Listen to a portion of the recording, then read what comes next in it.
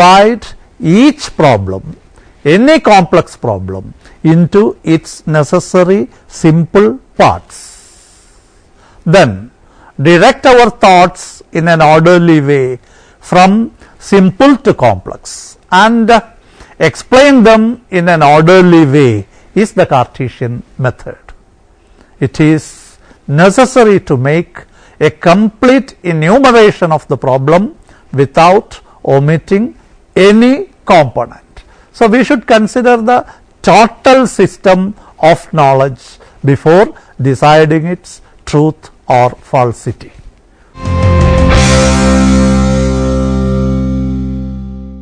We shall consider the starting point of Cartesian method. How to begin the method is our concern here.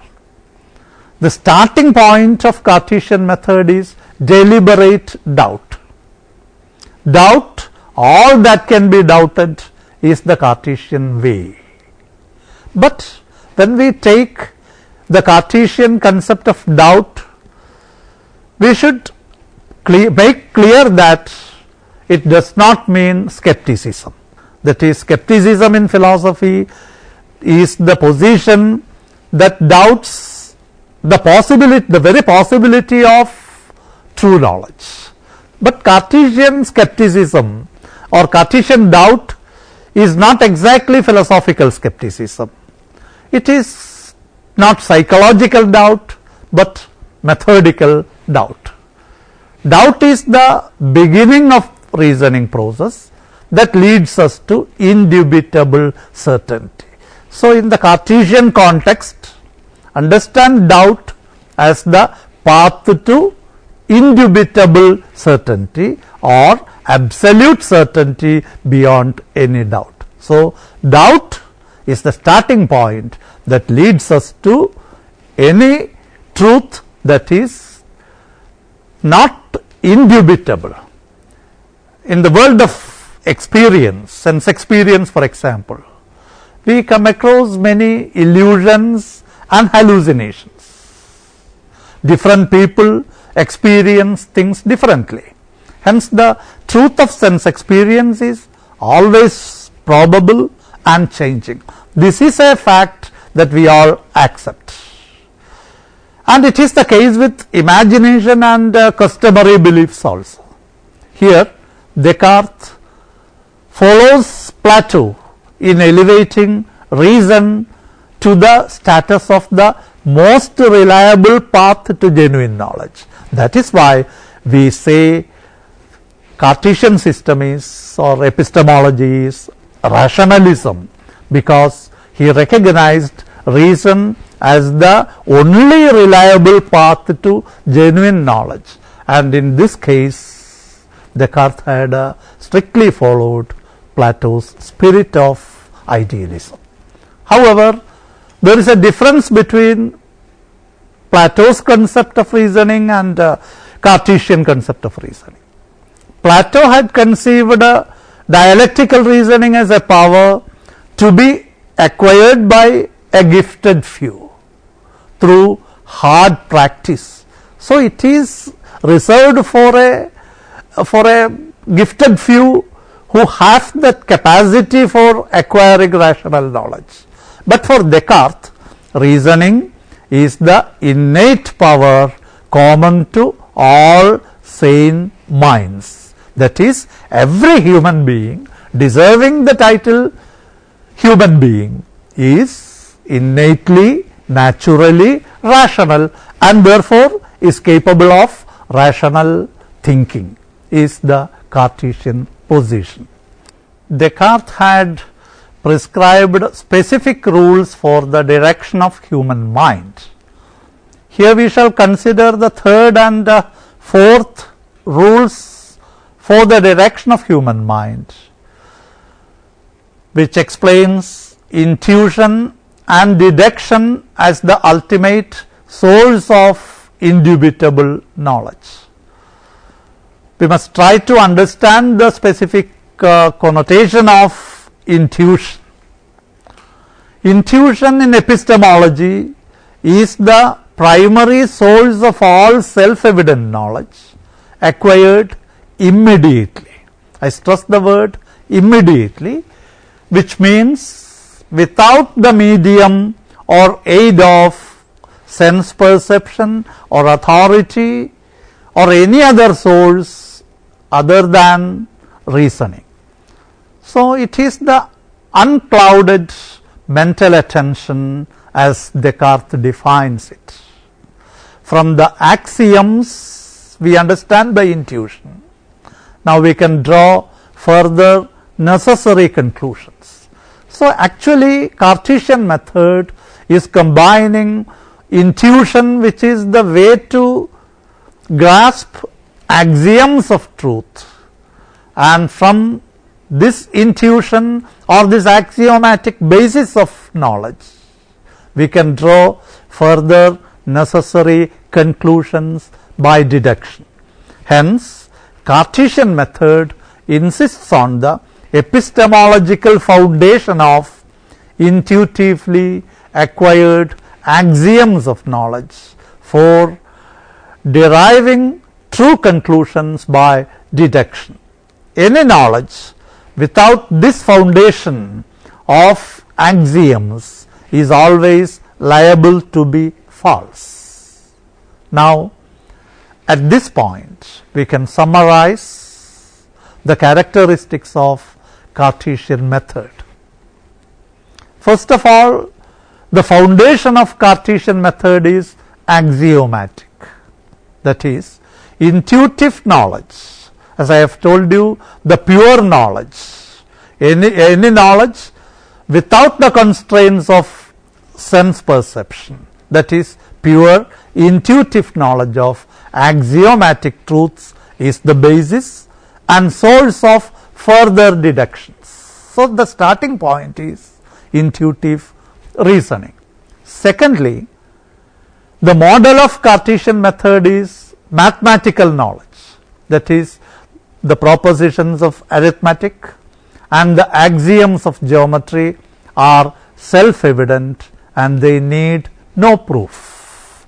Then, the technique of Cartesian method is rational intuition, that is the reasoning power of human mind, which is innate, is the means to grasp axiomatic truths because it is free from the limitations of sense perception, authority and any other customary means to acquire knowledge. That is why we call them pure axiomatic self-evident knowledge, which Descartes declared as clear knowledge, distinct knowledge. Now, it is clear that mathematical intuitions are axiomatic. We have already shown how Descartes had proved their purity, and now Descartes could extend this principle of axiomatic truth into the domain of philosophy. That is why we consider Cartesian method, even though it is termed logico-mathematical method, we consider it as applicable to philosophical problems in the domains of metaphysics, epistemology, etc.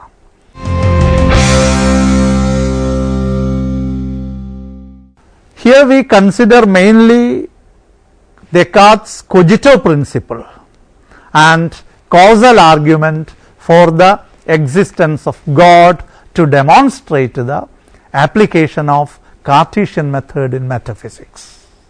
So, the most important thing is to understand the implications of the famous Cartesian dictum cogito ergo sum. As we have shown, it means, by translation into English we can see that it means, some people say it translates it as I think therefore I exist, but most precise translation is I am thinking therefore I exist. Now, this cogito principle becomes the axiom of all human reasoning according to Descartes. Now, we shall analyze how he proves it. How do we understand the proposition I am thinking? My question is, how do we understand the proposition? By what means we grasp the proposition I am thinking? Sure, not by sense experience. There is no need of any medium other than thinking to grasp the judgment, and hence it is immediate and self-evident truth.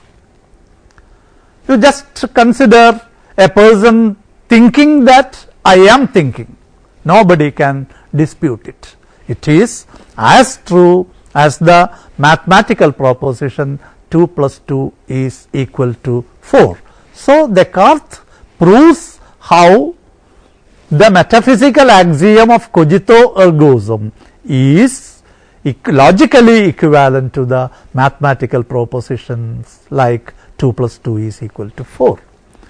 In Descartes' own words, he says, cogito ergo sum is the first and most certain knowledge that occurs to one who philosophizes in an orderly manner.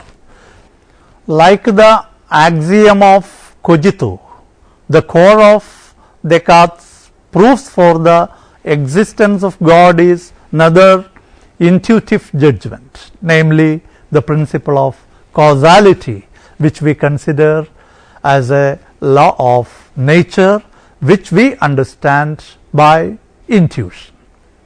According to Descartes, one of the innate ideas in human mind is that of God. It needs no further proof because we know intuitively that nothing can come out of nothing. This is called the principle of causation or the law of causality.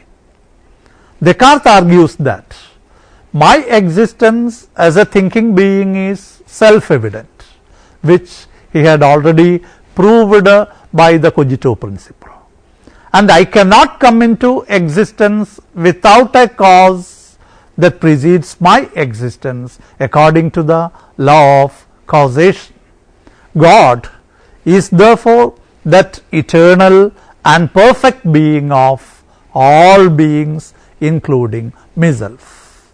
Descartes argued that such a perfect being must be self-caused. It cannot have another thing as its cause, that is, God is self-caused, uncaused. Because if it is not the case, suppose God has a cause, logically we have to admit an infinite regress in conceiving causality.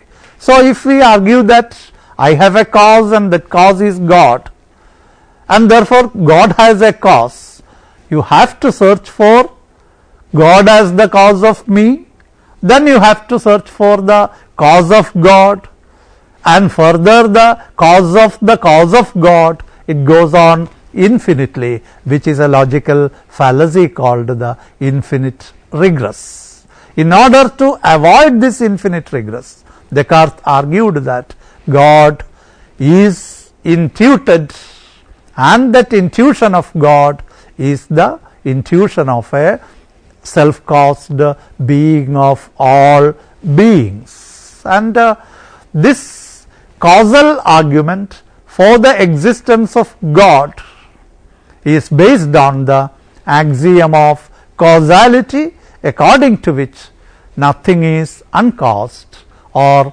everything is caused. And Cartesian method is even today recognized as valuable and fruitful in our search for truth in any area of study.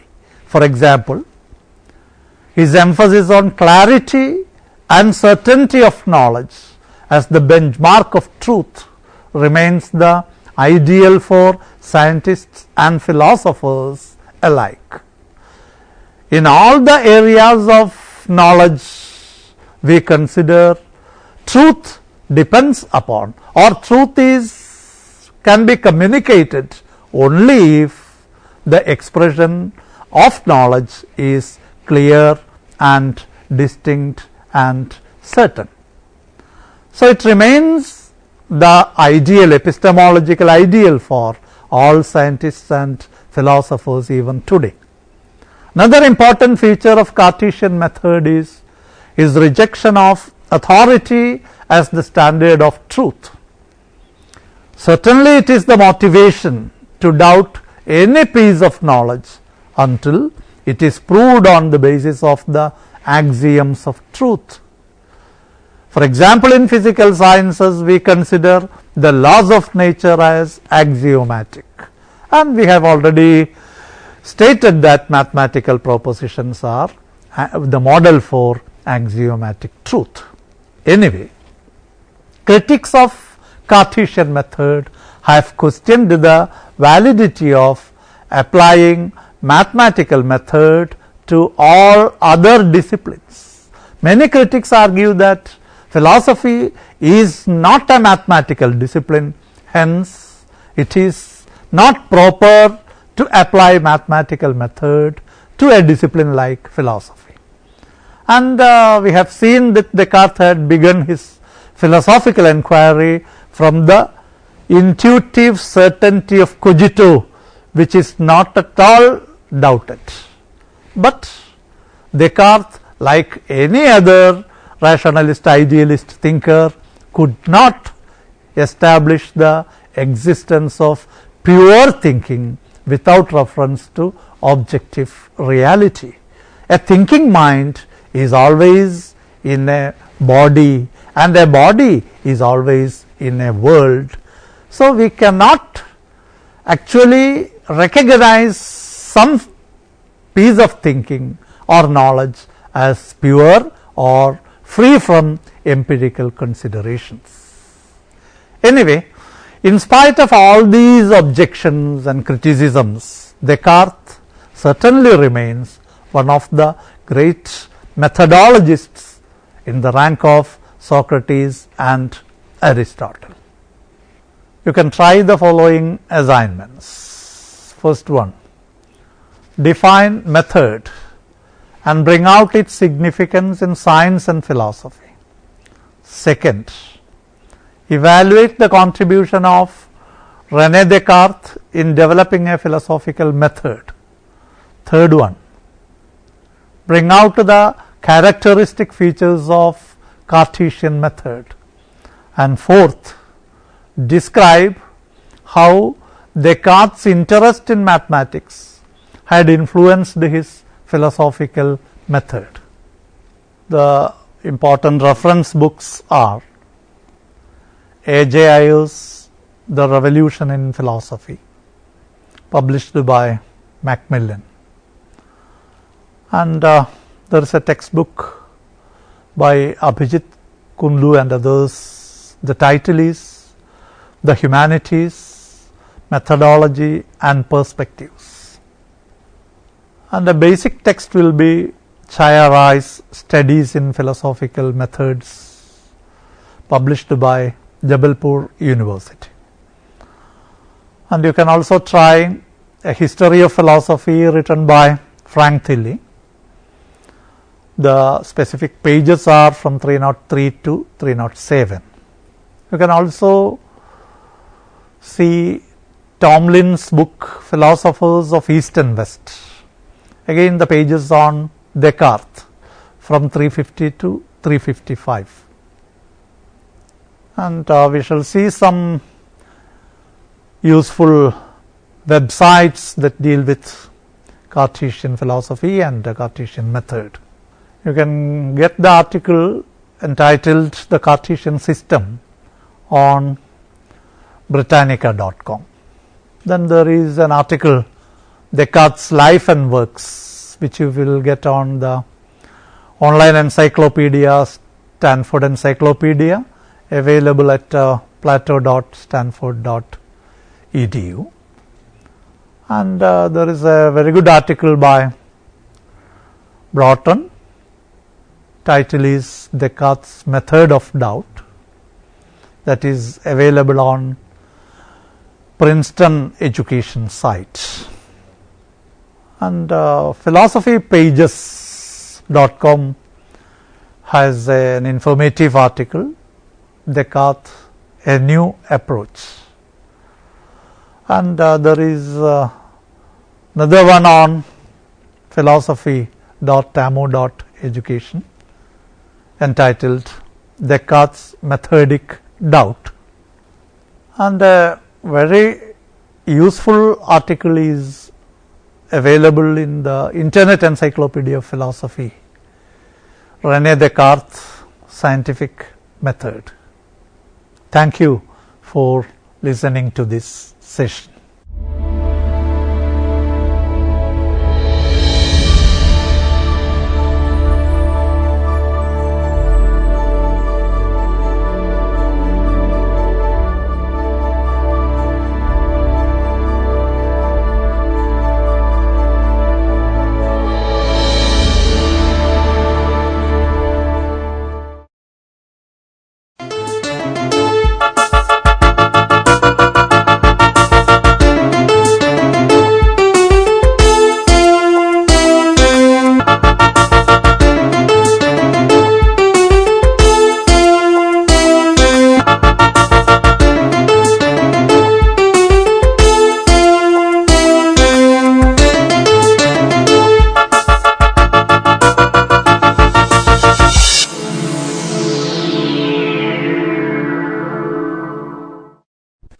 Welcome to Interface.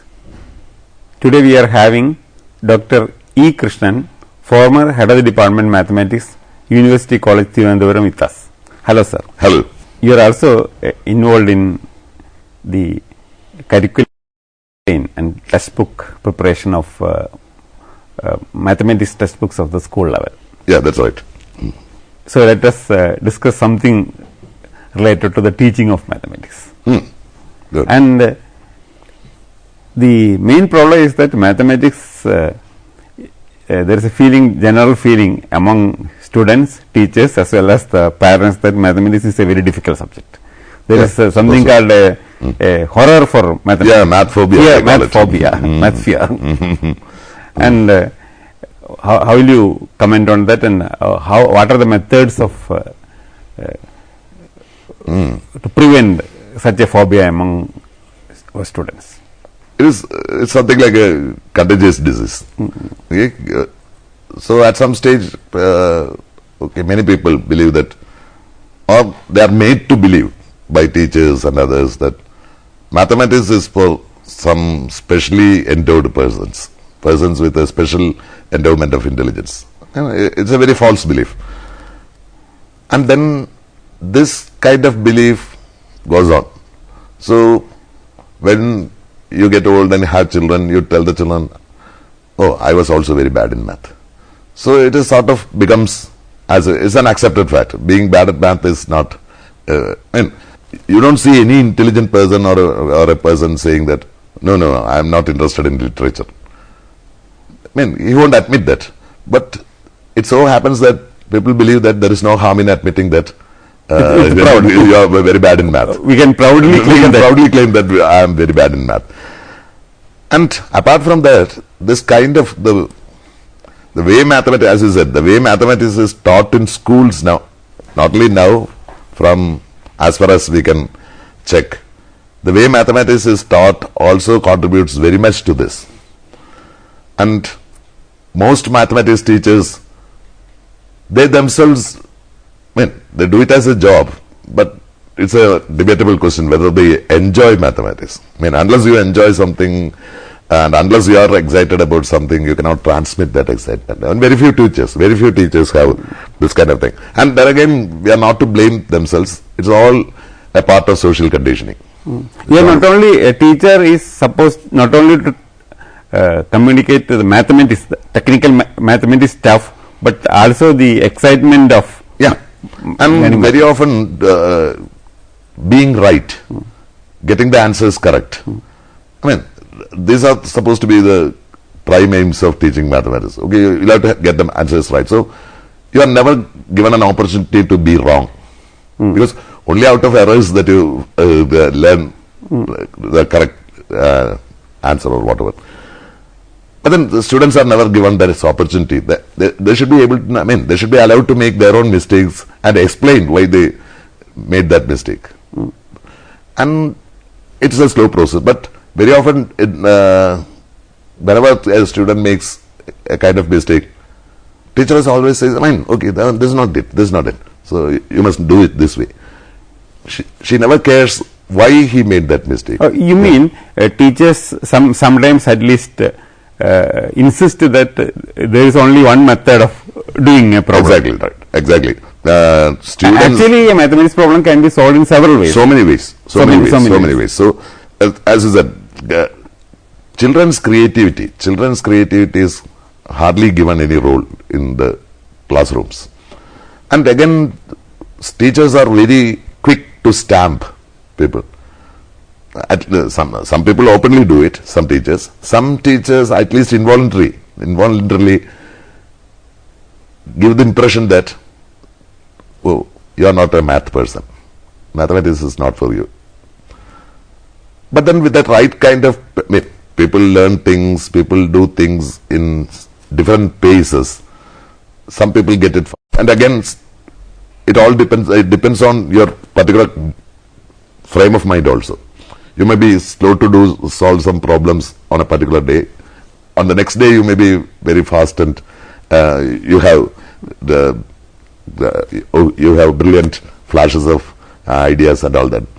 But nothing of this sort is taken over. It's all very much regimental, very much imposed. It is no flexibility is there.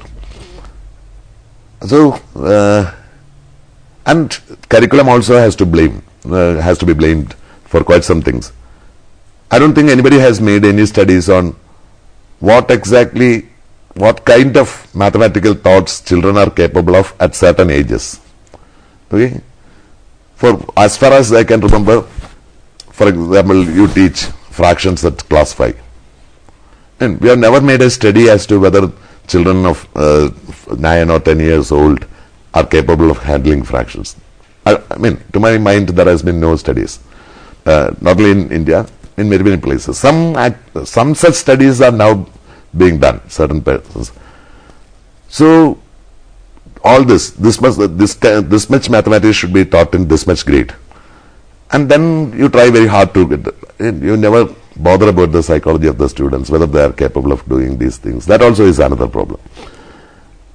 And then again, it all comes down to the enjoyment of mathematics.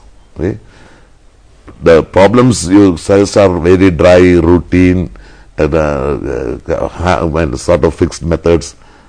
Never non-routine problems which require you to think in a very different kind of ways, and as you said, which affords various different kinds of analysis. All these are not part of the curriculum, part of the textbooks, and so not done in schools also. Recently, there has been some changes in some parts of the world.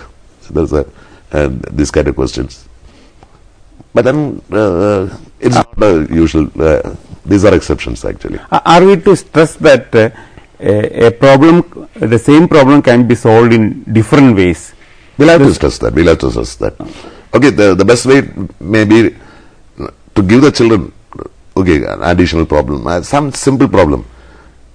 Just give it as an open problem to the children. I have had the experience, not much, but at least some experiences I have had, where I just give a problem to, depending on the age of the child, to a class of children. I give some problems and I don't suggest any solution.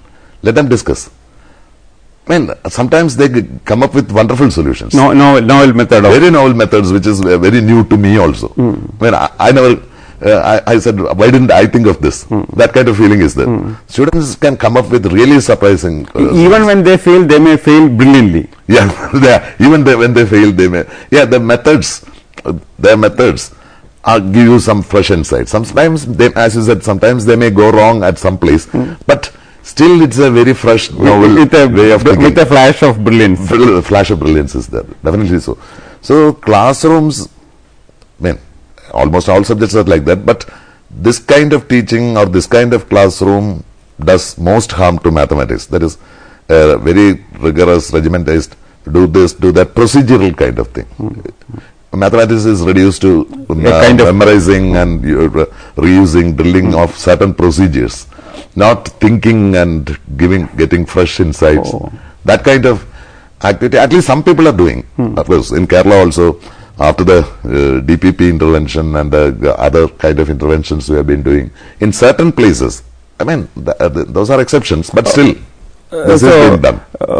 Can you explain the initiatives you are taking, because you are responsible for the developments in the curriculum changes all these years in Kerala.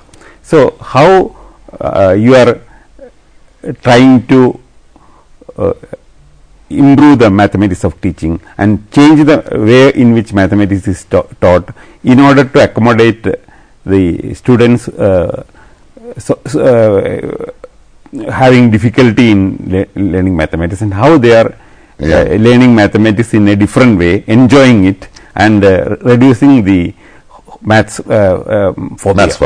So, what are the strategies you are using? Yeah, it has been done on several fronts. Like, for example, we must first have textbooks. Textbooks are a prime component in mathematics education, because most teachers depend heavily or sometimes totally on textbooks alone.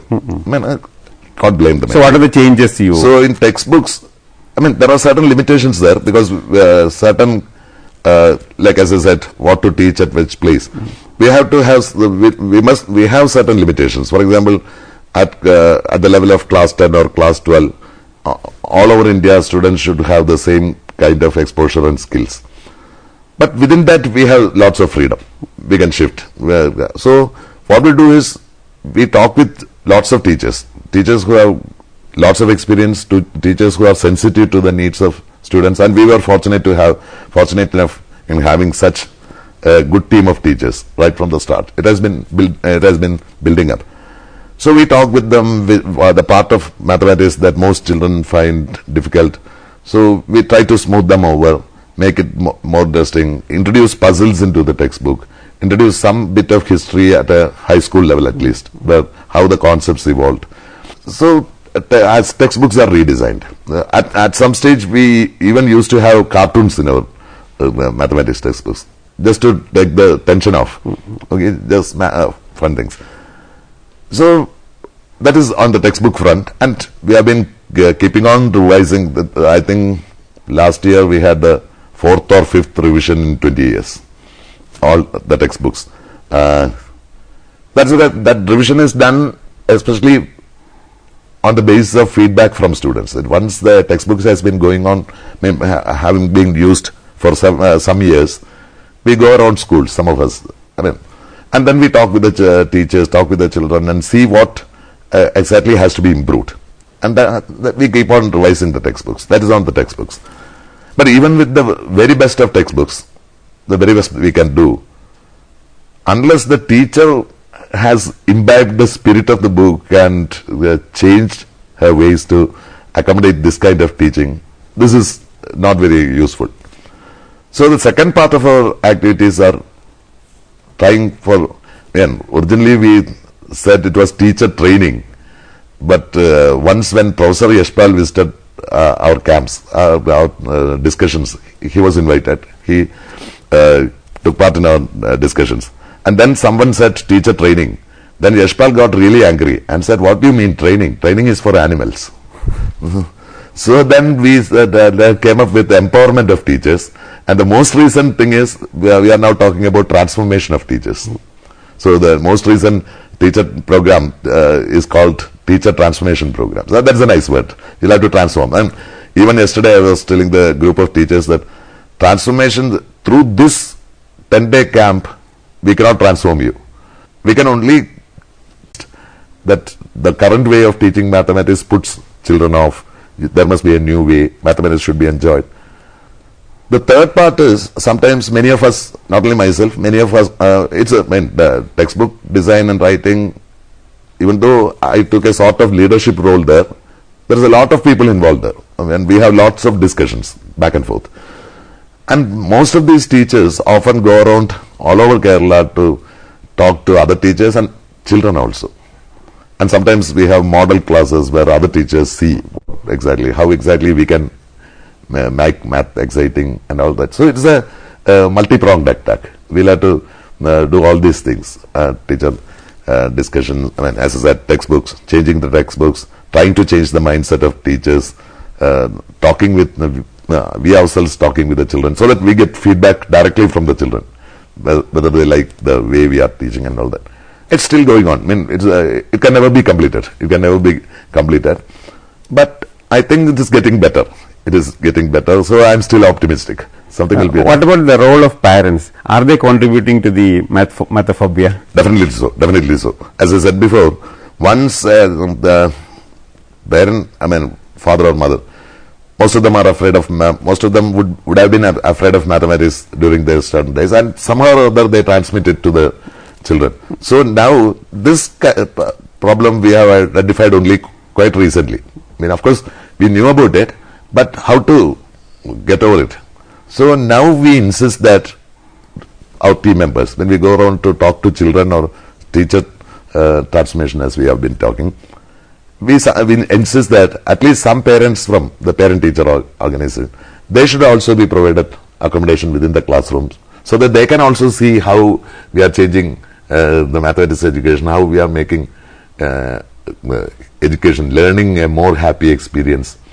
I mean, that also is there. Most parents sort of make, apart from math phobia in almost all subjects, in actual learning itself, very many parents nowadays, especially in Kerala, add to the tension of students. Okay, whenever they come back from home, they say, okay, go and study. So people, maybe he may be doing something in the mobile. Immediately, okay, put away the mobile and do something. So it becomes a drudgery. That kind of, we must sort of talk with the parents also. No, don't impose these things. Your claim is that the changes which you are doing all these years in the textbook as well as in the teaching of mathematics, you are saying that you are claiming that there is a success. I mean, to a large extent. It has not. I mean, it is too early to claim it as a success. What I'll be more cautious and say that it shows potential of becoming a success, but always it must be sustained, because it's very difficult to roll up a stone upwards. Once you make a slightest slip, it will roll down all the way down. So another kind of thing I'm trying to do is to get more and more people from colleges. My own students are now college teachers, to get them interested in school teaching, and there also there should be interaction between college teaching and school teaching. Definitely so. Because anyway, college teachers have learnt a little more than school teachers, so they can, provided they are sensitive enough to this, once they are sensitized to this, they can provide advice to school teachers. I mean, my own dream is that every college should be a resource center for the neighboring schools in two different ways. The teachers of the college lecturers, they can be resource persons for school teachers, while the graduate and postgraduate students, they can go to schools and try to teach.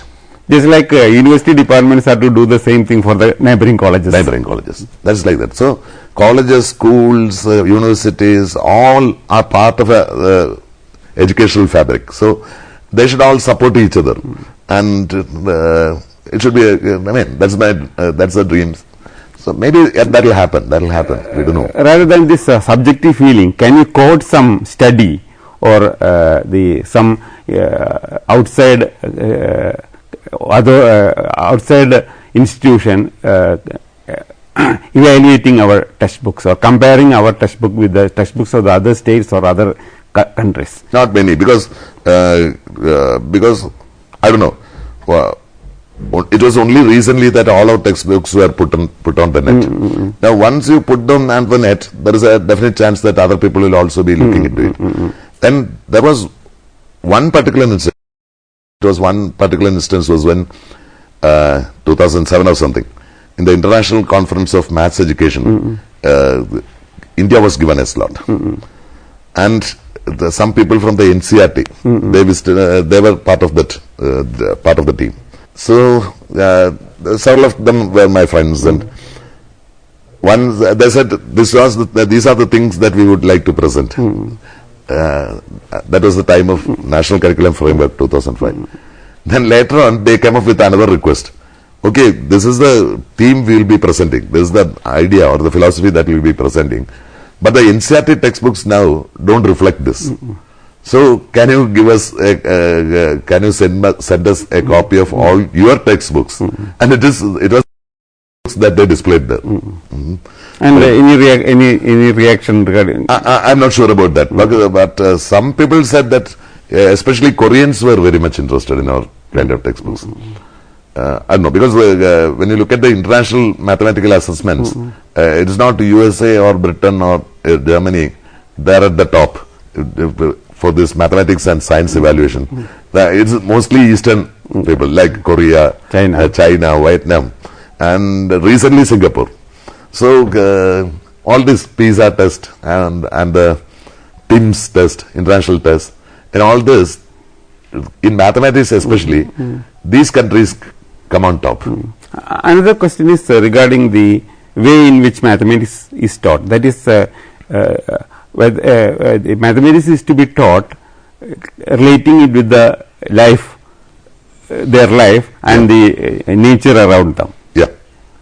What are the initiatives of the Kerala textbooks and curriculum designing regarding this point?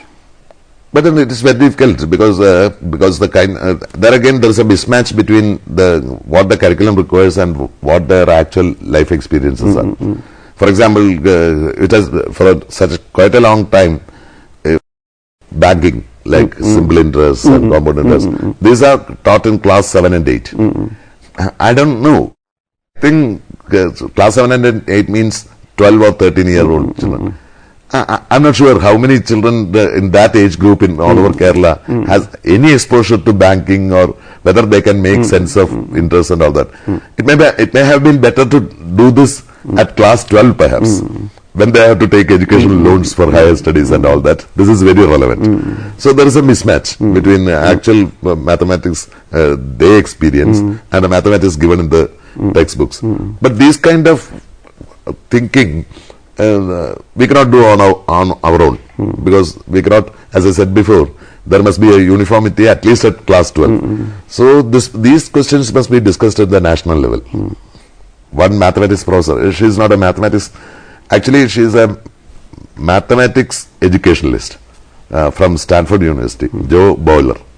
Joe Boiler actually conducts an online course for mathematics teachers, slightly pricey. We can't afford that, but because university is privately run. But she has written lots of books, and one book is Mathematical Mindset.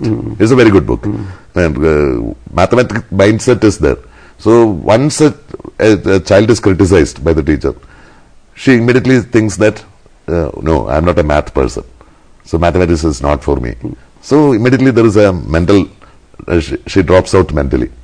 So how to get over it? She has written beautiful books on these things, and I ask all my friends to read this book, and many of them read it also, and we discuss on this. So we must take those experiences, share those experiences, see whether such things. Even in US, she has been able to do this only on an experimental basis in certain schools, and she has done some studies. What is the school education, mathematics education, and the college mathematics education? Should there be some interrelation between these two things? Definitely so. Because some people, I'm getting a feeling that there are some things taught at the school level, and when in the college university level something else is taught, and many times the interrelationships between these two things are not properly stressed. That's right. By the teachers, and not students are also not very aware of that. Yeah, because as you said, very many of the things that we teach at college level and graduate level also, these are actually historically and looking at the evolution of mathematics, these are all linked. This is a higher level. But then these links are hardly provided. So these are seen as disparate or detached things. And another problem with college education is that their mathematics is, I mean, especially from the 80s onwards, somewhere around the 80s onwards, it has been becoming more and more pure mathematics, more and more abstract mathematics, with no mention of any application at all. So at the college level, what I mean, if you look at the successful or the good universities abroad in various places, what you see is that there is a great amount of flexibility. Mathematics courses, a single university will have multiple courses on mathematics, and across universities there is a large difference, like mathematics, pure mathematics, mathematics and computer science, mathematics and physics, all those kinds of courses you see. Without relating it with the life, with the nature, and with the other sciences, like applications. Almost all sciences, economics, sociology, everything requires a kind of mathematical reasoning, a kind of mathematical logic and kind of mathematical viewpoint. It's not mere equations or mathematical operations. Mathematical worldview, a logical, structured worldview is very much necessary in all subjects. Like so, the things which are thought to be very much away from mathematics, like sociology and economics, of course, is something else. Even sociology, even in medicine. Okay. Even to solve or approach social and economic and political problems. Yeah. There again, for example, a drug company may say we have made such and such tests and this drug is effective. But they can put it in such a way, they can phrase it in such a way to favor it. But with the right kind of mathematics, if you look to the sample they have taken, whether it's a very random sample or something, then all this, their claims may be at times falsified. But then doctors but because doctors are not aware of any such mathematical conclusion, how to draw mathematical conclusions, how to draw conclusions mathematically, and they go for the companies. So this just as an example. So everywhere you require a kind of mathematical worldview. So that doesn't mean that means mathematics should not be reduced to, as you said, manipulation of symbols or operations. It's a culture. It's a culture looking at things in a very mathematical manner. The NCERT 2005 document had a very nice phrase. The aim of school mathematics education is the mathematization of the mind. That is a nice phrase. So we'll have to explain that. But then, as I've been saying, there is a mathematical way of looking at things. You are very doubtful, you are very careful, you want things to be structured, you don't want any nonsense, you want things to be explained sensibly, logically. So that kind of culture we must, college is the best place to encourage, not only for students specializing in mathematics, but even for students doing social sciences and others. Mathematics should be taught as a part of our human culture, a human way of looking at things. So we should have mathematics for all kinds of courses. So what are the changes you suggest for the improvement of the university mathematics teaching? It is very difficult. Actually, most of the textbooks available, so-called textbooks available, don't subscribe to this kind of way. It is only mathematics given in a very rigorous. Definitely there will be persons. They are given more importance than intuition. Intuition, that's right. That again is there, as I said, not attaching meaning to things. Evolution of ideas.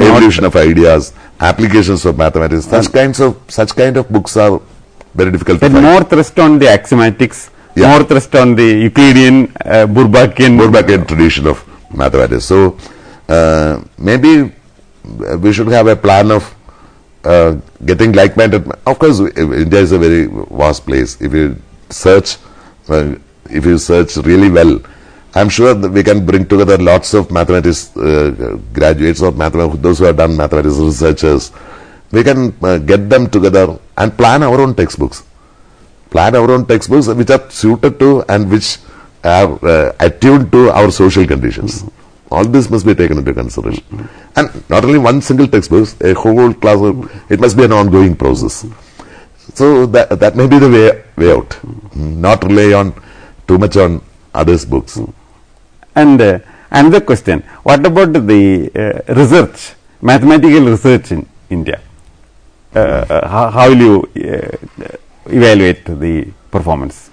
I mean, it has been a long time since I am directly involved in research. I have been doing research for some time, and you are guiding research. I do guide research now and then, but most of the conferences I don't attend nowadays because I am more involved in the teaching of mathematics rather than doing. So what happens is research, and not only in India, in most places, research in mathematics or mathematics and other subjects also, it becomes a sort of narcissistic thing. So you do research, you are happy, you get results. I mean, it is getting more and more distanced from society. Okay, it becomes more and more of an ivory tower sort of thing. That is one of the dangers. And again, from what little I have seen about the research, sometimes I do attend open defenses and other things. My own feeling is that definitely there is a decline in research. And the newspapers also carry stories of this sort. Even when the number of PhDs and is on the increase. Research papers published is increasing exponentially. Yeah, that's right. And most of this, if you can believe the newspaper reports, they are based on some studies. I think India is one of the countries where most papers are the most number of papers are published in predatory journals. I mean, the journals which will publish things without taking money. By taking money, and that there won't be any peer review and all that. Proper peer review. Proper peer review and that. I mean, if you compare this with the situation with China, you can see that in the past 10 or 20 years, the people from China, Chinese people, publishing in theoretical physics and mathematics has exponentially increased in very internationally acclaimed peer-reviewed journals. There was recently an article in Hindu about how the numbers have increased. And another interesting thing is that earlier, these native Chinese people, if you look at their affiliation, it would be in some Western university. But now we see more and more from Chinese universities themselves. So China has made a very concerted effort in getting people to getting the intelligent people interested in research to the best universities abroad, and somehow or other bringing them back also. So this kind of picture. But in India, nothing of that sort. Nothing of that sort. Most of even the highest institutes are sometimes highest institute and the highest idols of science, so-called idols of science, are sometimes alleged to have resorted to plagiarism, like taking credit for their students' papers and all that. Such kind of maybe such kind of stories are there in other places also, but there to offset all this, a good amount of actual nice, good, intelligent, brilliant, creative research is also taking place. But nothing of that sort, I think, happens here. So, very disappointing and very dismal picture. Thank you, sir, for this interesting chat on mathematics and teaching of mathematics. Thank you also, because I also enjoyed this whole talk.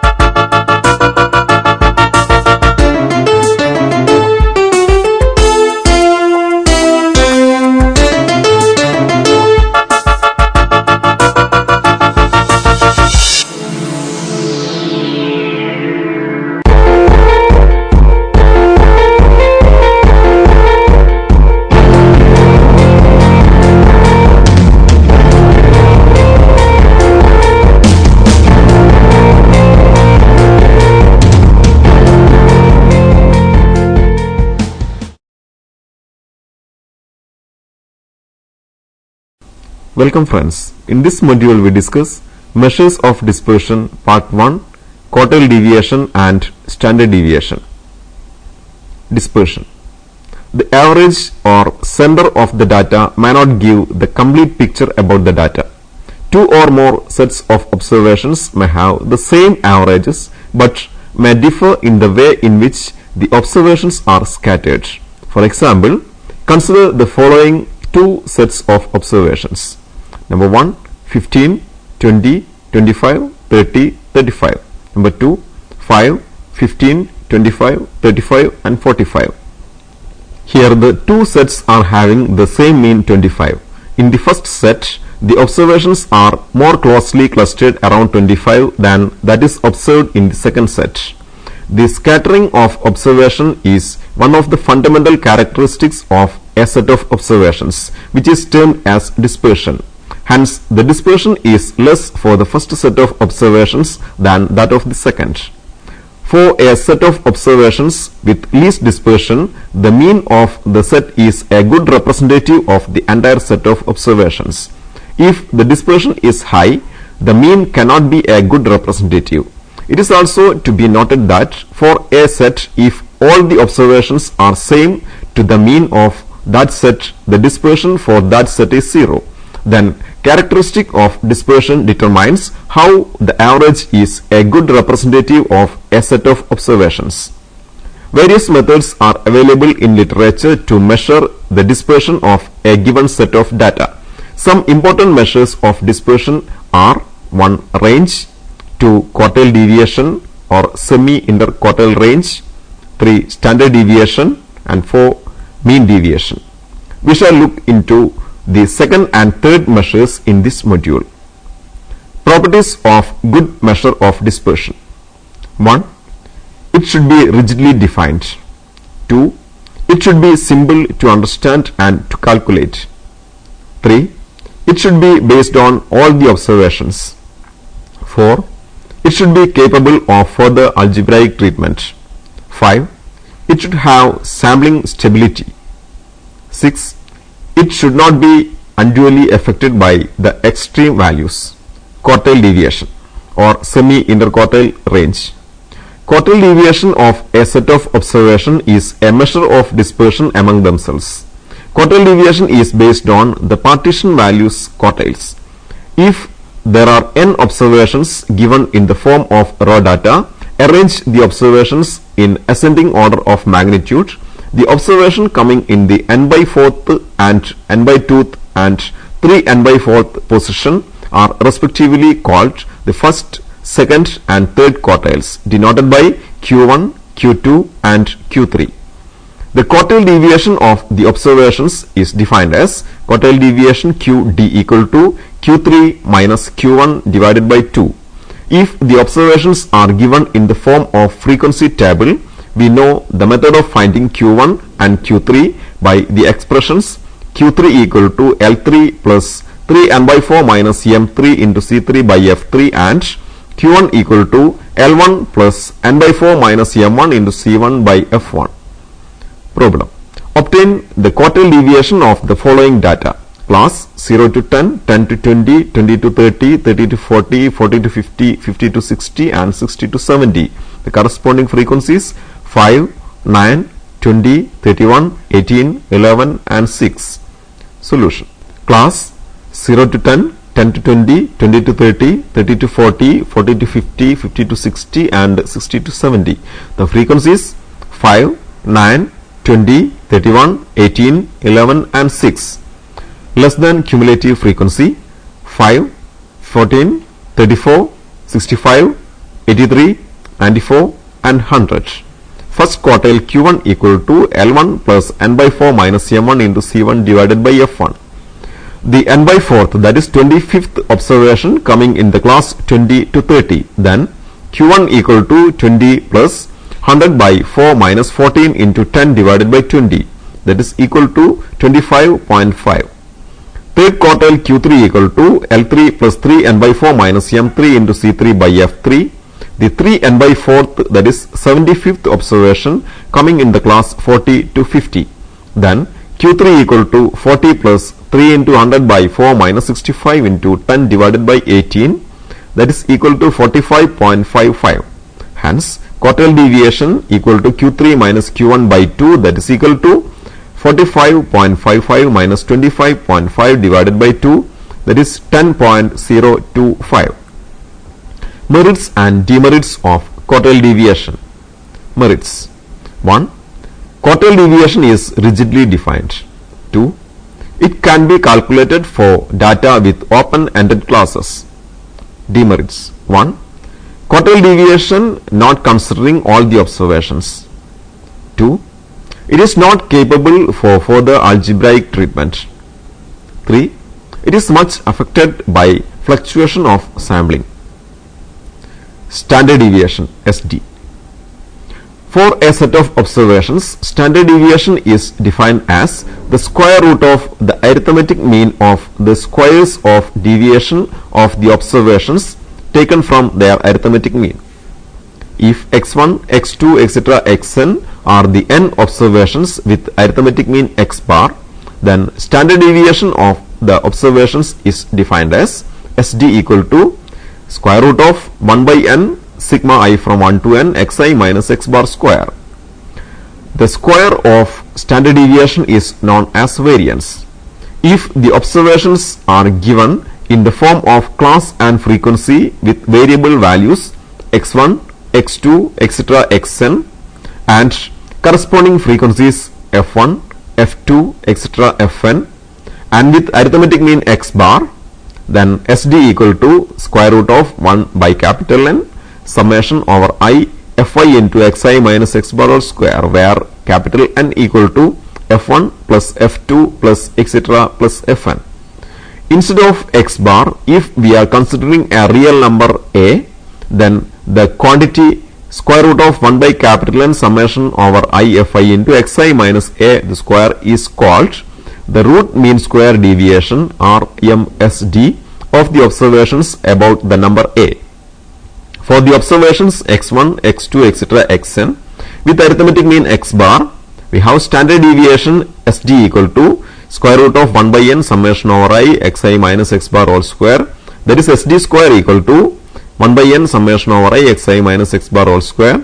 This implies SD square equal to 1 by n summation over I xi square minus 2xi x bar plus x bar square, that is equal to 1 by n summation over I xi square minus 2x bar into 1 by n into summation over I xi plus 1 by n summation over I x bar square, that is equal to 1 by n summation over I xi square minus 2 x bar square plus x bar square, that is equal to 1 by n summation over I xi square minus x bar square.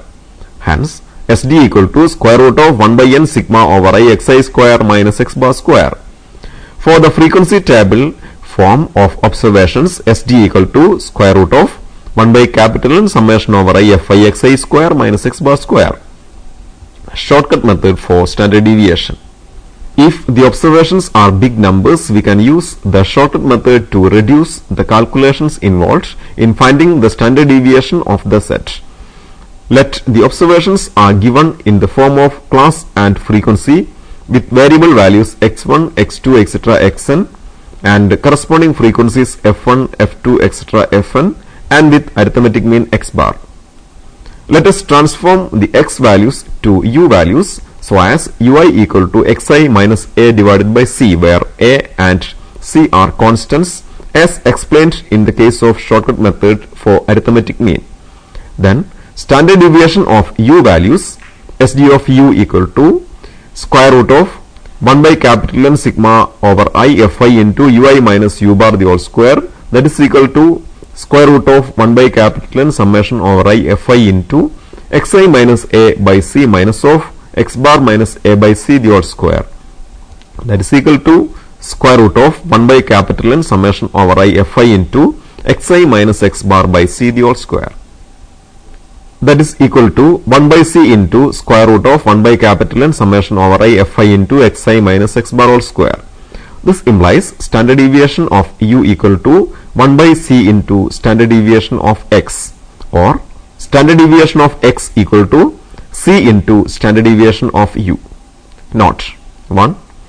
The addition or subtraction of a constant from every observations of a set makes no change in the standard deviation of the set. That is, if the standard deviation of the observations x1, x2, etc. xn is k, then for a constant c, the standard deviation of the values x1 plus c, x2 plus c, etc. xn plus c and x1 minus c, x2 minus c, etc. xn minus c are same to k. 2. Multiplication of every observation by a constant will result in the multiplication of standard deviation also by that number. That is, if the SD of the observations x1, x2, etc. xn is k, then for a constant c, the SD of the values cx1, cx2, etc. cxn is c into k. 3. Division of every observations by a constant will result in the division of SD also by that number. That is, if the SD of the numbers x1, x2, etc. xn is k, then for a constant c, the SD of the values x1 by c, x2 by c, etc. xn by c is k divided by c. Problem. Obtain the standard deviation of the following data: 28, 23, 25, 32, 35, 38, 36, 24, 18, 21. Solution. SD equal to square root of 1 by n summation over I xi minus x bar whole square. The following gives the calculation involved. Here n equal to 10. X values 28, 23, 35, 32, 35, 38, 36, 24, 18. Summation over I xi equal to 280. Therefore, x bar equal to 280 divided by 10, that is equal to 28. xi minus x bar whole square values 0, 25, 9, 16, 49, 100, 64, 16, 100 and 49. Therefore, summation over I xi minus x bar whole square equal to 428. Hence, the standard deviation square root of 1 by n sigma over I xi minus x bar whole square equal to square root of 1 by 10 into 428. That is equal to square root of 42.8, that is 6.542. Problem. Obtain the standard deviation using shortcut method for the following data. Class 0 to 10, 10 to 20, 20 to 30, 30 to 40, 40 to 50, 50 to 60, 60 to 70 and 70 to 80. The corresponding frequencies 3, 60, 130, 155, 132, 70, 35 and 15. Solution. By shortcut method, standard deviation of x values equal to c into standard deviation of u values, where ui equal to xi minus a divided by c.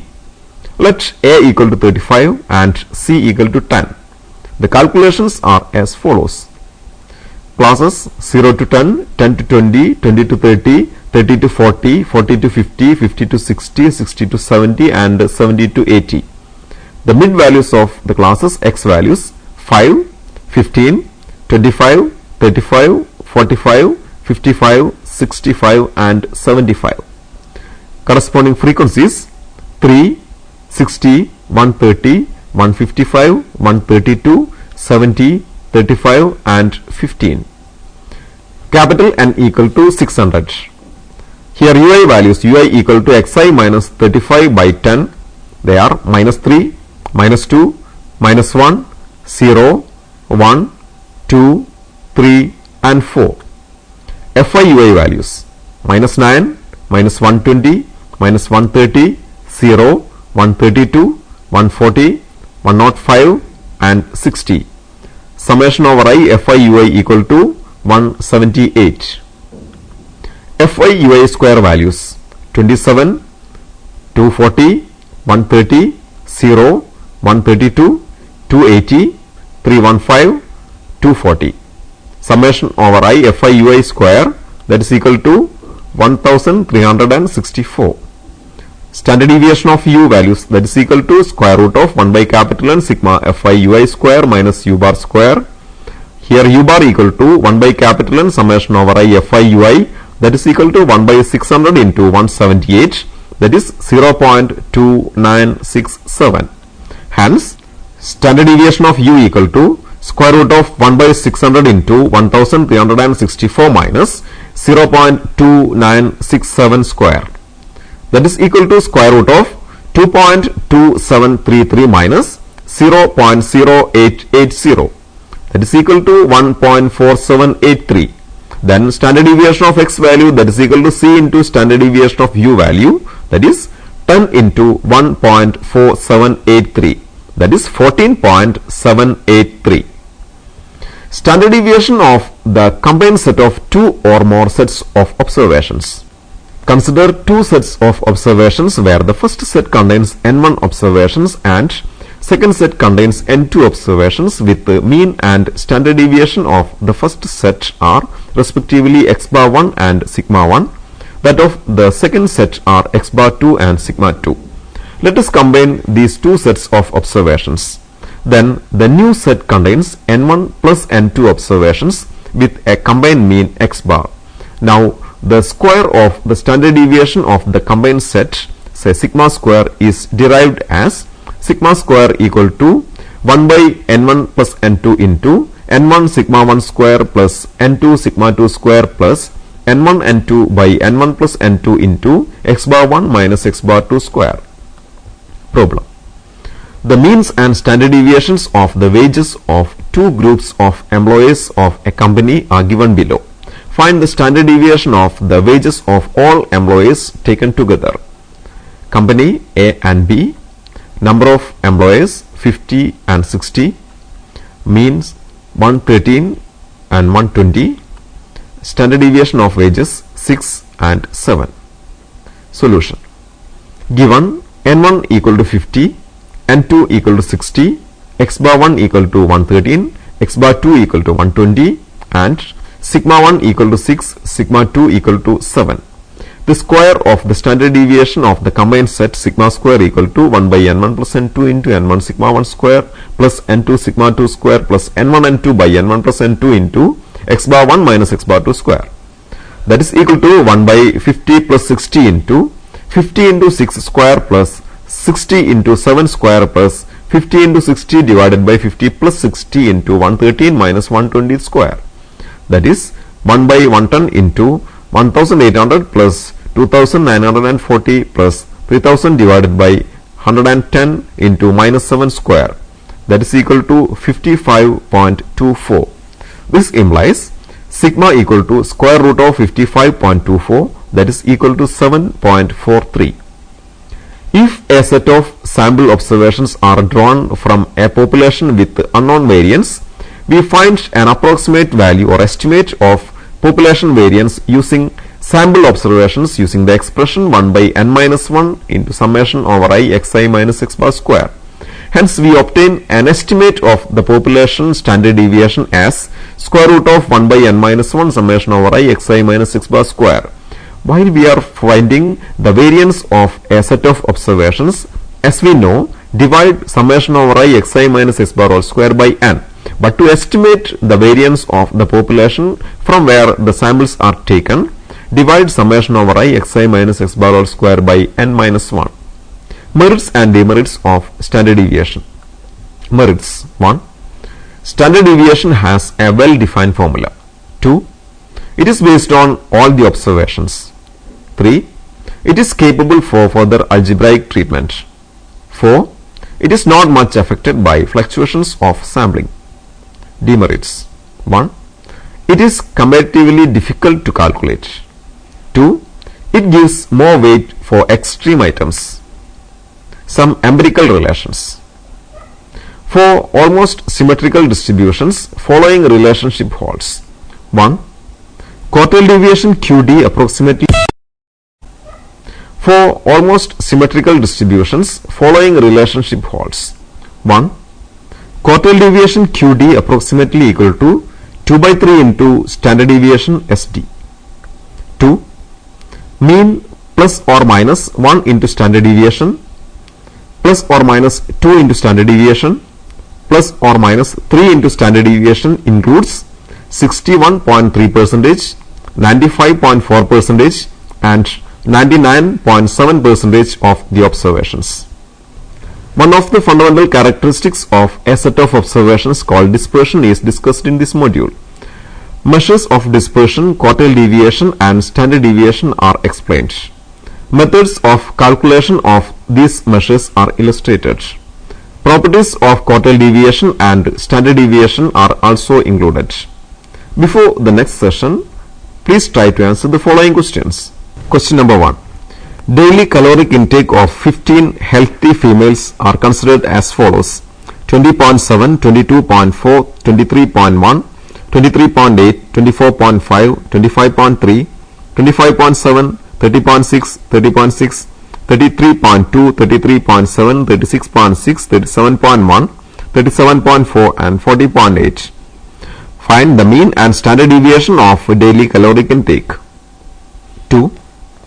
Frequency distribution of the resting systolic blood pressures for a sample of 35 patients with suppression of blood flow to the heart is given below. Blood pressure 115 to 124, 125 to 134, 135 to 144, 145 to 154, 155 to 164, 165 to 174 and 175 to 184. The corresponding number of patients 4, 5, 5, 7, 5, 4 and 5. Number 1, obtain the mean.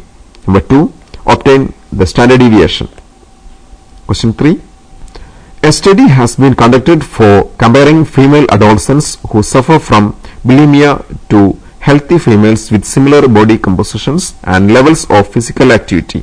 Listed below are measures of daily caloric intake recorded in kilocalories per kilogram for sample of adolescents from each group. Bulimic 15.7, 16.2, 16.3, 17.9, 18.3, 17.8, 16.9, 18.7, 18.9, 19.8, 20.6 and 21.9. Healthy 20.6, 22.4, 22.9, 24.1, 24.8, 23.5, 24.2, 25.3, 26.2, 29.5 and 30.2. Compute the standard deviation for each group.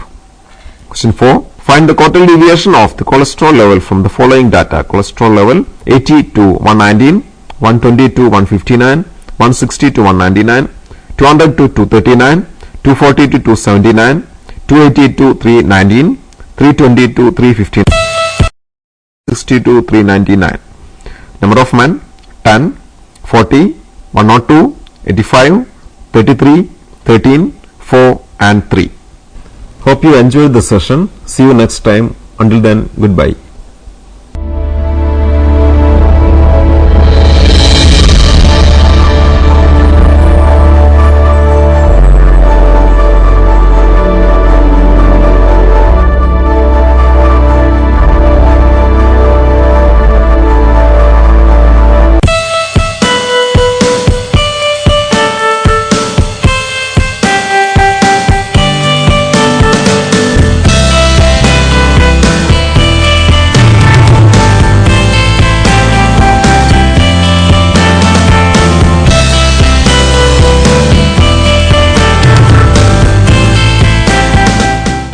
Hello and welcome to the session on the school timetable.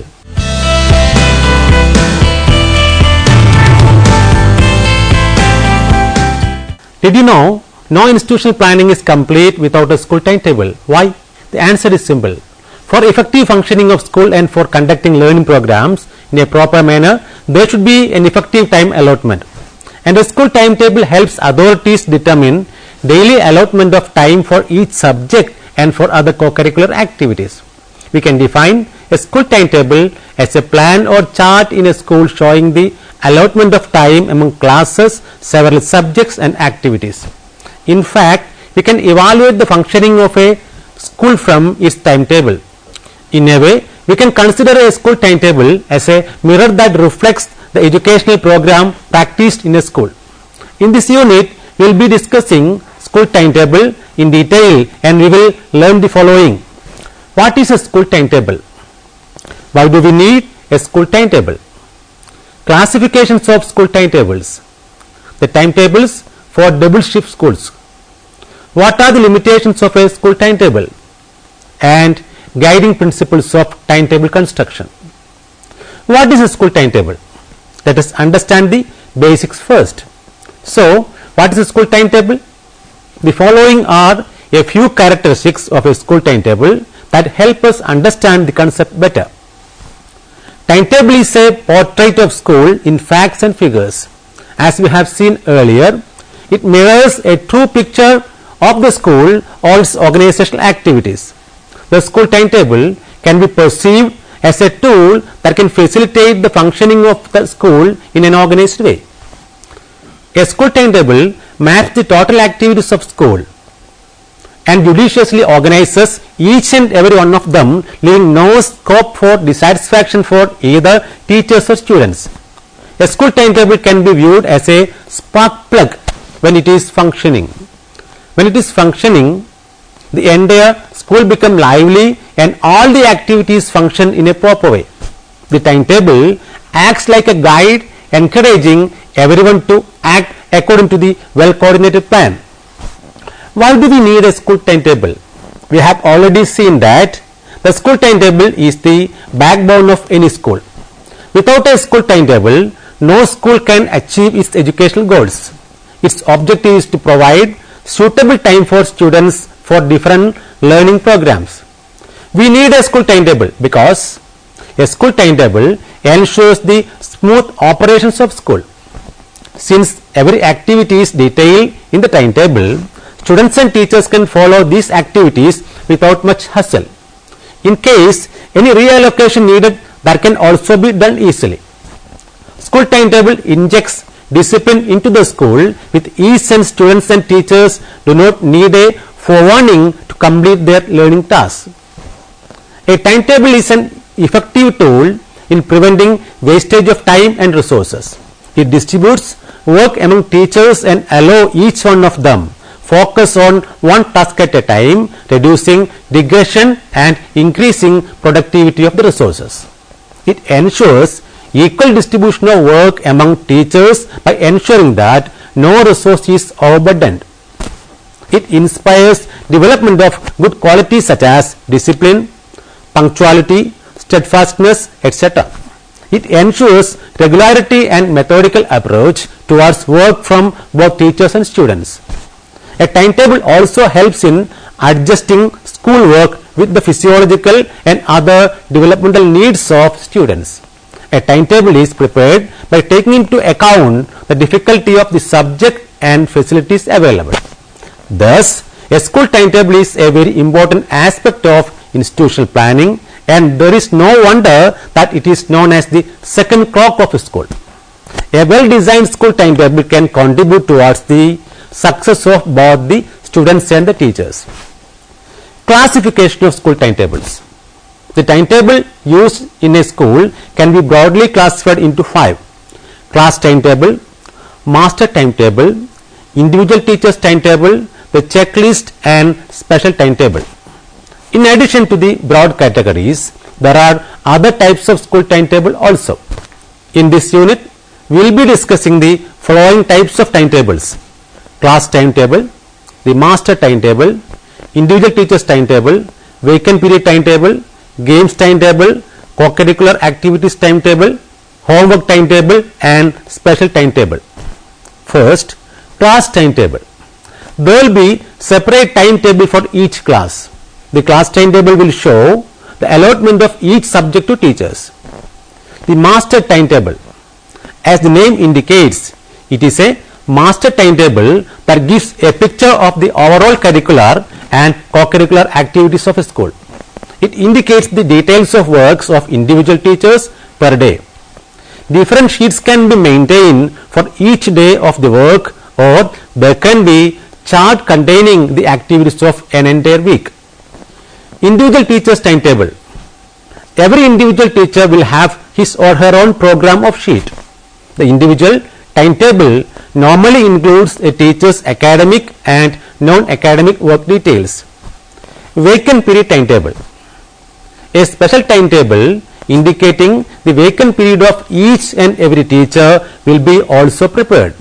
This special timetable will make reallocation of work when teacher is on leave easy. Game timetable. This timetable shows which class is involved in which game and how is the playground is being utilized, etc. Co-curricular activities timetable. The co-curricular activities timetable should be prepared at the beginning of the academic year. The timetable should include the different types of co-curricular activities the school is planning to conduct, which teacher is in charge of coordination, the place where and when the activities are to be held, etc. Keeping such a timetable will reduce the chances of duplication of labor as well as overlapping. Homework timetable.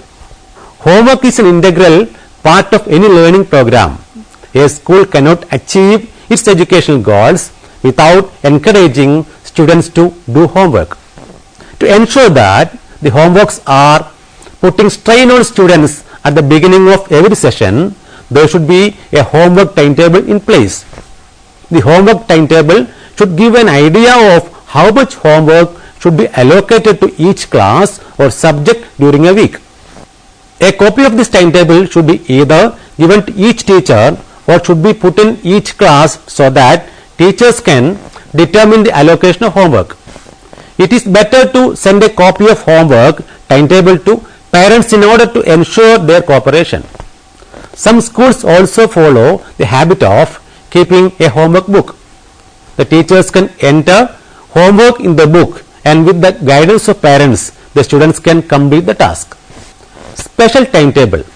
This type of a school timetable is designed to cover the following: timetable for outgoing students, timetable for orientation week, emergency timetable which includes timetable for training camps, outdoor and indoor games, holding casual seminars, meetings, discussion, etc., arranging and organizing special functions and festivals, and organizing relief work and other social and cultural programs. Timetables for double shift schools.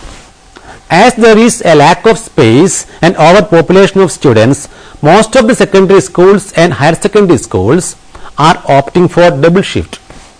When preparing a timetable for double shift schools, a number of factors need to be taken into account. Duration of each period can be shorter compared to single shift schools, and this factor needs to be taken into account while preparing a timetable.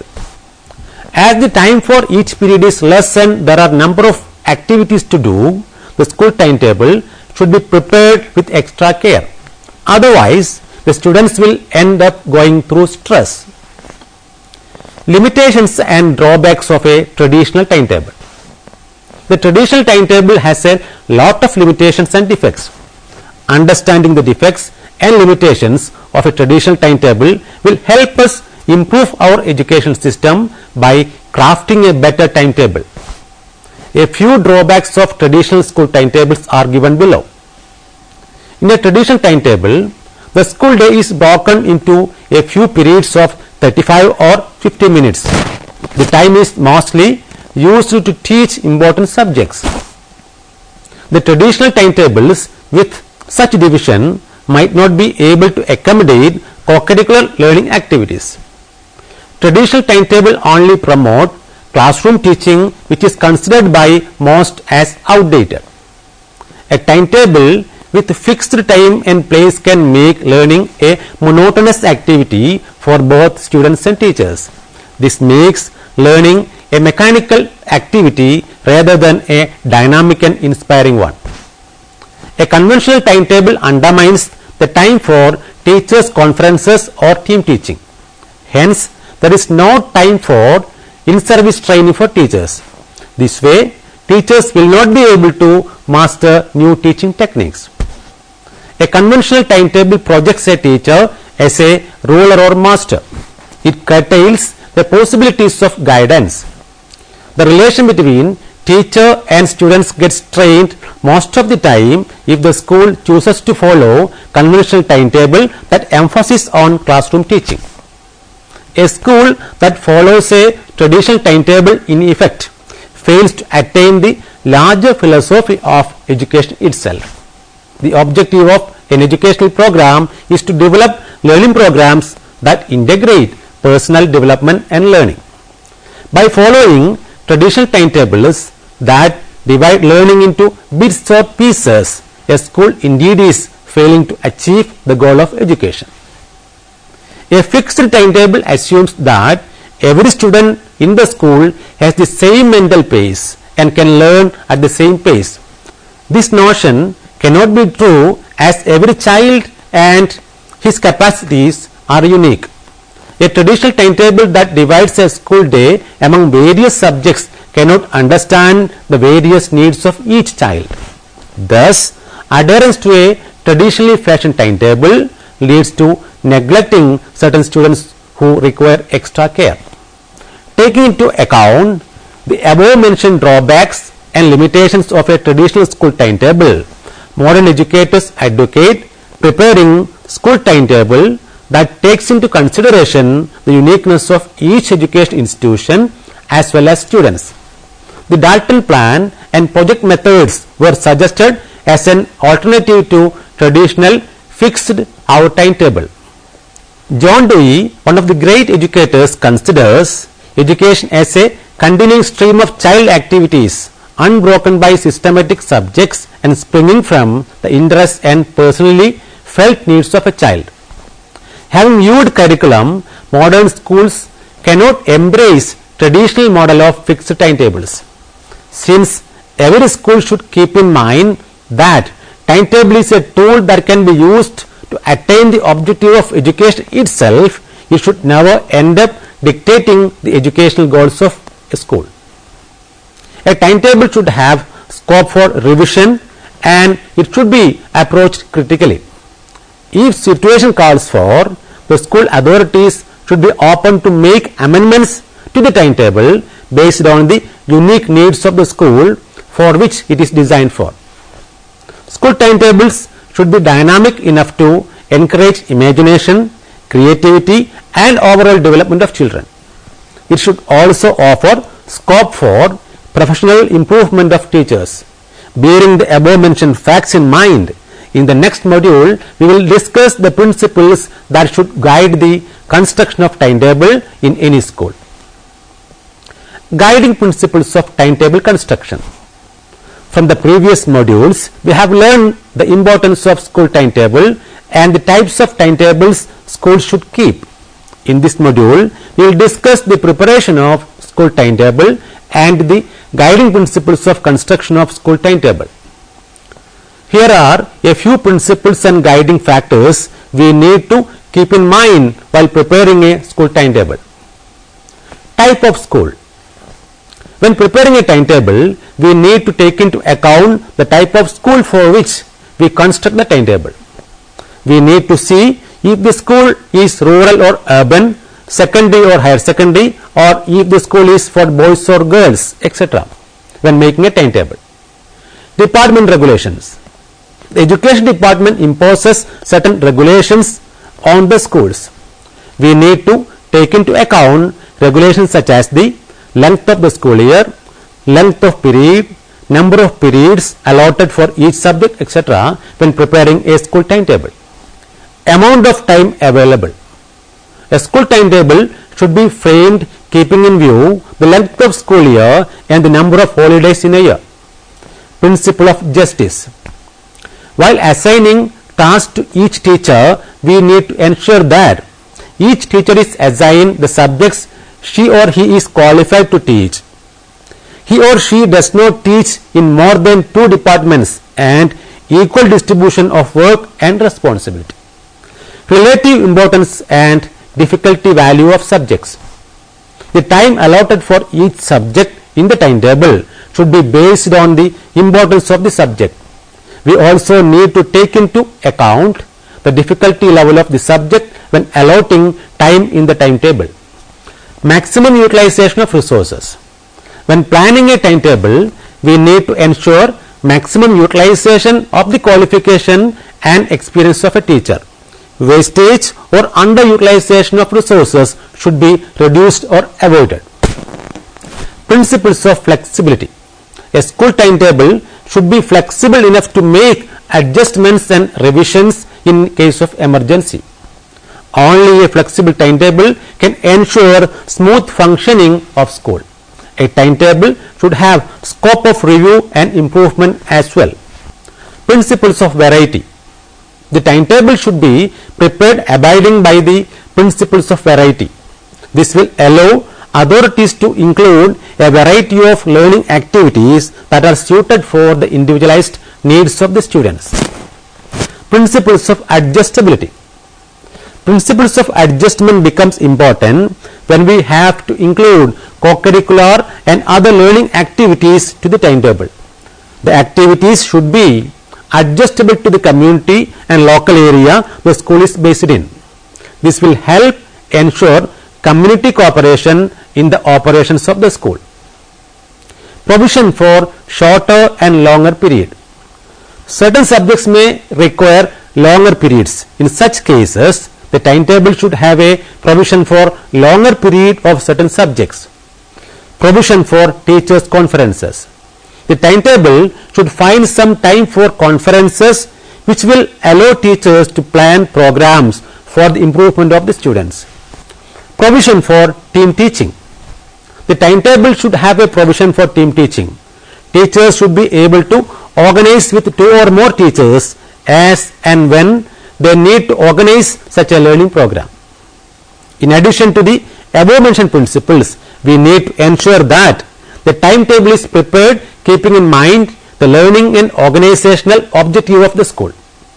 In a school timetable, there should be a balance between easier and intense tasks as well as physical and mental applications of study.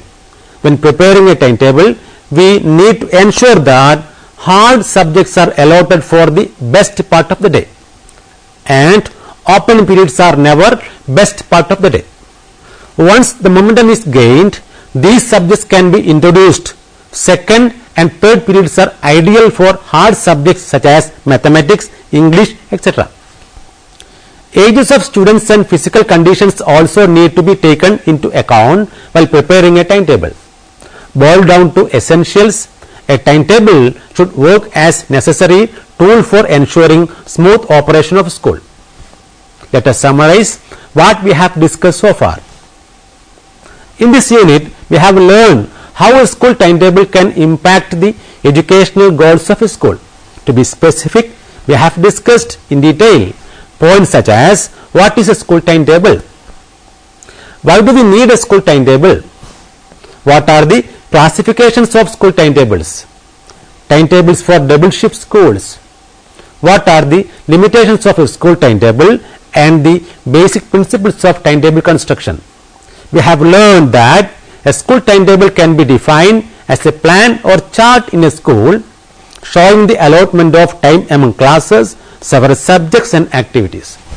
A school timetable is primarily needed to achieve the educational goals of a school, and there are different types of timetables including classroom timetable, vacant period timetable, individual teachers timetable, etc. We have also discussed how a time-bound and classroom-oriented timetable curtails the overall growth of children by overlooking the unique needs of each child.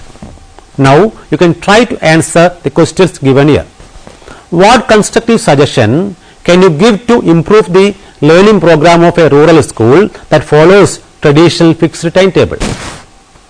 What are the practical difficulties a school will come across while following the guiding principles to prepare a timetable? What is the hurdles one likely to come across when preparing a timetable for double shift school? What are the characteristics that define a school timetable? What are the different types of school timetables? What are the principles of timetable construction? Describe any 4 of them.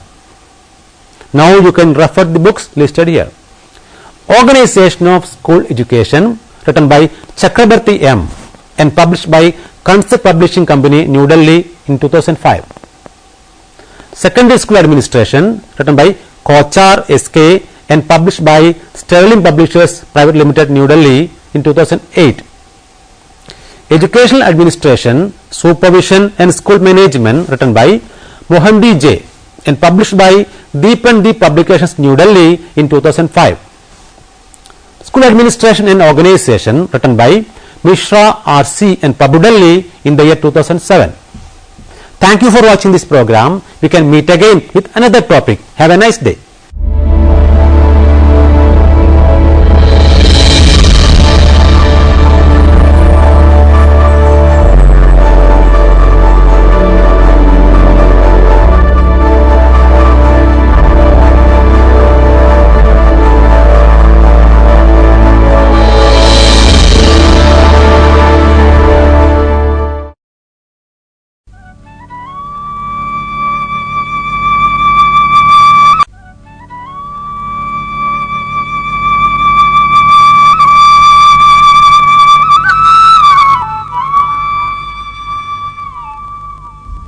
का प्रवाह अपने साथ परिवर्तन की एक श्रृंखला लिए चलता है। समय के साथ ही बदलती है इंसान की आर्थिक, सामाजिक, व्यवहारिक जरूरतें, उनके सरोकार, उनके मानदंड और पूरा करने के तरीके। यही कारण है कि प्रकृति का शाश्वत सत्य परिवर्तन सुखदायी भी होता है और कष्टदायी भी। कष्टदायी परिवर्तन हमारे जीवन को अस्त व्यस्त कर देता है, हमारा सुख चैन छिन जाता है और कभी कभी तो हम ऐसी बीमारियों का शिकार हो जाते हैं जहां से वापस आकर स्वस्थ होने की स्थिति प्राप्त करना बहुत कठिन हो जाता है। हमारा स्वास्थ्य हमारे जीवन की सफलता का एक प्रमुख रहस्य है। इस रहस्य को हम पा सकते हैं अपने जीवन को प्राकृतिक ढंग से जीकर। हमारी भारतीय संस्कृति में सुखी जीवन के लिए ऋतुओं, मौसमों और रात दिन के परिवर्तनों के मद्देनजर उचित आहार विहार, आचार विचार, संयम नियम की बातें आसानी से देखी जा सकती हैं। योग भी स्वस्थ और संतुलित जीवन जीने की एक भारतीय कला है। योग का संबंध शरीर के समस्त अंगों, अंतःकरण और आत्मा से है। योग आध्यात्मिक, मानसिक, बौद्धिक और शारीरिक प्रक्रियाओं का एक मिला जुला रूप है। इसमें हमारी सभी प्रकार की समस्याओं का समाधान छिपा हुआ है। बिना किसी औषधि और उपचार के सदैव निरोगी रहने के लिए योगाभ्यास एक उपयोगी और महत्वपूर्ण साधन है। आज जबकि हम आपाधापी और भागदौड़ के युग में जी रहे हैं, स्वास्थ्य को कायम रखना कठिन हो गया है, लेकिन ये कतई असंभव नहीं है। इसे हम संभव और आसान बना सकते हैं। अपनी दिनचर्या में थोड़ा समय योगाभ्यास के लिए निकालकर। याद रखें, सफल जीवन के लिए चाहिए स्वस्थ जीवन। स्वस्थ जीवन हम पा सकते हैं योग से, योग करके।